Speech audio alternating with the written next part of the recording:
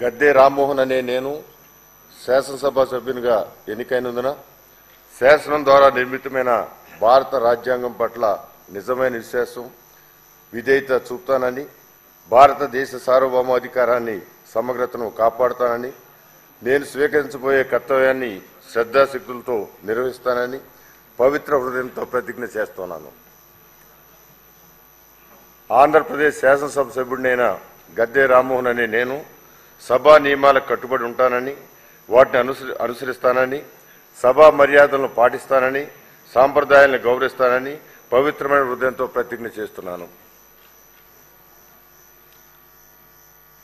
Shri Ramanamurthy bug.